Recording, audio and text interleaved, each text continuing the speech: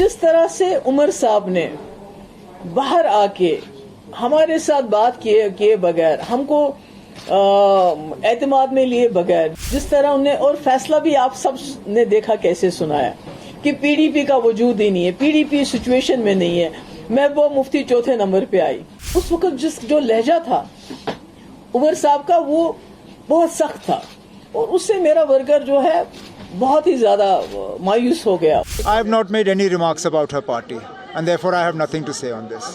अब अगर महबूबा जी ने ये फैसला कर लिया है कि वो 5 की 5 सीटों पे जो है अपने उम्मीदवार खड़ा कर रहे हैं, तो शायद फिर वो असेंबली के लिए भी अब किसी तरह का अलायंस नहीं चाहती। हमने तो दरवाज़ा खुला रखा था, अब अगर उन्होंने वो दरवाज़ा बंद किया है तो वो हमारा कसूर नहीं है। हम लोग इकट्ठे चलते एक इत्तेहाद के साथ आगे चलना था हमें, और क्योंकि आपको मालूम है हजारों नौजवान हमारे जेलों में बंद हैं, बात नहीं आप कर सकते हो। हमारी तो क्या बात, आप जो जर्नलिस्ट हैं बात करते हैं, कितने सारे हैं हमारे जर्नलिस्ट बंद हैं, हमारे नौजवान बाहर की जेलों में इस वक्त खुदा न खासा सड़ रहे हैं, मुसीबत में हैं। मुलाजिम क्या है, उसके घर वाले बात नहीं कर सकते हैं। हर हिसाब से देखिए कि एक बहुत ही ज्यादती का माहौल चल रहा है, तो इस माहौल में हमारा इकट्ठे चलना बहुत जरूरी था। और यही वजह थी कि मैंने बॉम्बे में जब इंडिया अलायंस की मीटिंग हुई, तो मैंने वहां जब जम्मू कश्मीर की बात चली तो मैंने कहा वहां पर कि फारूक साहब हमारे सबसे सीनियर लीडर हैं, जम्मू कश्मीर के हवाले से ये फैसला करेंगे। ये सोच के कि फारूक साहब बड़े हैं, ये जज जब कोई बनता है तो वो इंसाफ की बात करता है, तो मुझे उम्मीद थी कि वो पार्टी मफादात से ऊपर उठ के बात करेंगे।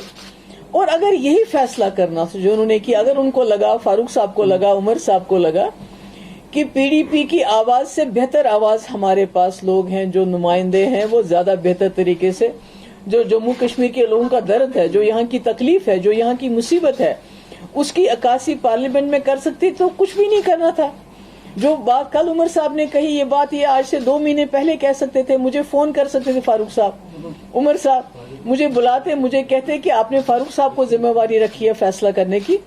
हमने ये फैसला किया है किसी वजह से कि आप शायद हमारे लोग बेहतर वहाँ नुमाइंदे बन सकते हैं, बेहतर तरीके से आप जम्मू कश्मीर की आवाज पहुंचा सकते हैं, इसलिए हमने ये फैसला ऐसा कर दिया है कि आप मत लड़िए, हम सिर्फ लड़ेंगे। तो शायद जो लार्जर इंटरेस्ट है, क्योंकि आप देखिए हम किस चीज के लिए लड़ रहे हैं, हम तो लुट चुके हैं, हमारे पास क्या है अब, तो अब हम पार्लियामेंट की सीटों के लिए आपस में एक दूसरे के कपड़े फाड़े। तो अगर फारूक साहब ने या उमर साहब ने मुझे बुला के ये कहा होता कि आपने चूंकि फारूक साहब के ऊपर जिम्मेवारी छोड़ी है, हमें लगता है कि आप लोग शायद अच्छी तरह हमारी मुश्किलात की अक्कासी नहीं कर सकते, हमारे लोग बेहतर हैं, या हमारे पार्टी वर्कर नहीं मान रहे, वट एवर इट वॉज, जो भी उनको मतलब फैसला जिस वजह से किया, तो हम सोचते लार्जर इंटरेस्ट में ऐसा ही होना चाहिए। चलिए हम पार्लियामेंट में नहीं पहुंचेंगे, ये अगर पार्लियामेंट में पहुंच के बेहतर कारकर्दगी कर सकते हैं तो ठीक है। मगर आपने देखा जिस तरह से उमर साहब ने बाहर आके हमारे साथ बात किए बगैर, हमको एतमाद में लिए बगैर, जिस तरह उन्हें, और फैसला भी आप सब ने देखा कैसे सुनाया कि पीडीपी का वजूद ही नहीं है, पीडीपी सिचुएशन में नहीं है। महबूबा मुफ्ती चौथे नंबर पे आई, तो उससे क्या हुआ कि जो मेरा वर्कर है, आपका मालूम है पिछले 5 साल से बीजेपी ने मेरी पार्टी सारी तोड़ के रख दी, बड़े बड़े सारे लीडर निकाल। अब मेरे साथ कौन है? मेरा वर्कर, जो बेचारा फाका रह के जेब से पैसा खर्च करके मेरे जलसे जुलूस मीटिंग्स में आता है। तो उसको बहुत दचका लगा जब उसने उमर साहब के वो अल्फाज सुने, तो वो दिल बर्दाश्ता हो गया, उसको बहुत तकलीफ हुई, उसका दिल टूट गया। उस वक्त जो लहजा था उमर साहब का वो बहुत सख्त था, और उससे मेरा वर्कर जो है बहुत ही ज्यादा मायूस हो गया और तकलीफ भी हुई। तो आज मैं किस मुंह से जाके वर्कर को बोलूंगी कि उमर साहब कहते हैं जी पीडीपी को कैंडिडेट नहीं उठाना चाहिए, उनको हमें सपोर्ट करना चाहिए। तो ये क्या ये आसान है? जब आसान था तब तो इन लोगों ने किया नहीं। मुझे अफसोस है कि मैंने तो कह दिया, मैंने तो अपना फर्ज निभाया, मगर जो उन्होंने किया, और उसके ऊपर से जो उमर साहब की बाद में प्रेस कॉन्फ्रेंस थी, वो बहुत अनफॉर्चुनेट थी, वो बहुत दिल को खराब करने वाली थी कि पीडीपी कौन है, इनका वजूद कहाँ है, ये क्या है। तो उससे तो उन्होंने ہمیں بہت دور دھکیل دیا, ہمیں تیسرے چوتھے پانچویں نمبر پہ بھی نہیں مانا, اور یہ کہا کہ ہم اسمبلی الیکشن میں سوچیں گے کہ ان کا بیہیویئر کیسا ہوگا, ان کا کنڈکٹ کیسا ہوگا. تو یہ تو مجھے لگتا ہے کہ یہ زیادتی تھی, خاص کر میرے ورکر کے ساتھ جو بہت مصیبت میں میرے ساتھ اس وقت چل رہا ہے, جبکہ ساری ایجنسیز کا دباؤ, ہر مشکل اس کو سہنی پڑ رہی ہے, اور میرے پیچھے وہ چٹان کی طرح کھڑا ہے. تو اس کے لیے یہ بے عزتی میری نہیں تھی, بلکہ میرے ورکر کی بے عزتی کی اس وقت عمر صاحب نے, وہ سب کچھ کہہ کے. تو اس لیے یہ اب مجھے بتائیے کون سا راستہ میرے پاس ہے, میں کس طرح اپنے ورکر کو کہوں آج آپ جی پیچھے رہو, کیونکہ نیشنل کانفرنس چاہتی ہے کہ بھائی ہم ان کو سپورٹ کریں, اور ہم ہیں کون, ہماری سپورٹ سے کیا ہوگا. عمر صاحب تو ہمیں کسی گنتی میں ہی نہیں مانتے, وہ تو کہتے ہیں آپ کہیں میں ہو ہی نہیں, تو ہم کس گنتی میں پی ڈی پی والے. تو ہم اپنے حساب سے, اپنی مفلسی کے حساب سے, اپنی غریبی کے حساب سے اپنے کینڈیڈیٹ کھڑا کریں گے, اور لوگوں پہ چھوڑیں گے لوگ کیا فیصلہ کرتے ہیں, لوگ کس آواز کو پارلیمنٹ میں پہنچانا چاہتے ہیں آج اس سچویشن میں. These are decisions that the party parliamentary board will take on the directions of the party president. You leave it to us.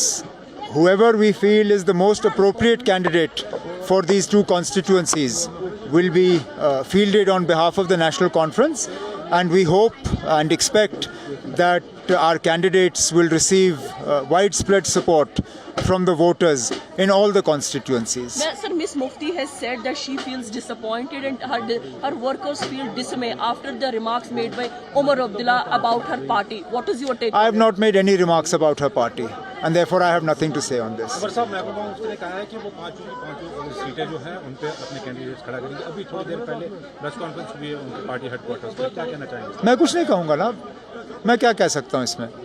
اگر 5 کی 5 سیٹوں پہ انہوں نے اپنے کینڈیڈیٹ اتارنے کا اعلان کیا ہے تو ان کی مرضی ہے, میں کیسے روک سکتا ہوں ان کو. لیکن اب کشمیر کی 3 سیٹوں پہ ہم نے انہی کے فارمولا کے بنیاد پہ کینڈیڈیٹس کا اعلان کیا.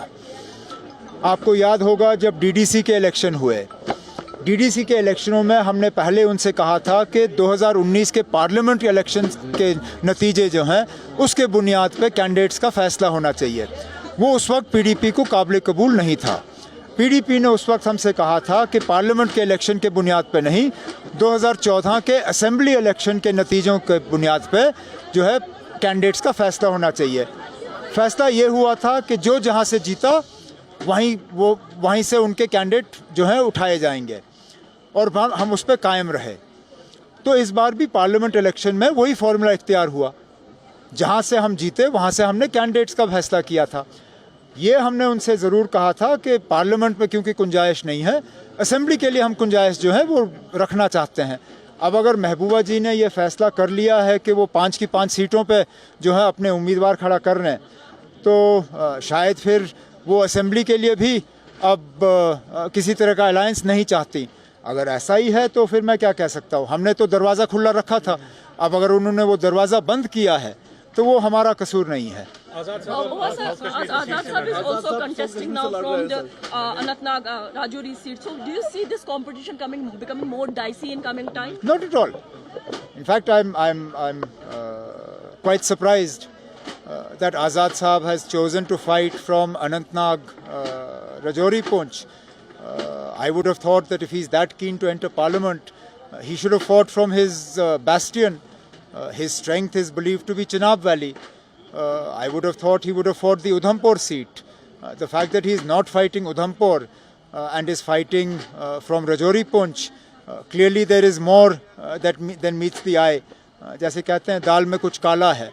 اب کیا وجہ ہیں, کس پریشر میں آ کے وہ اننت ناگ رجوری پونچھ سے الیکشن لڑ رہے ہیں, میں کہہ نہیں سکتا ہوں, لیکن کوئی بات نہیں.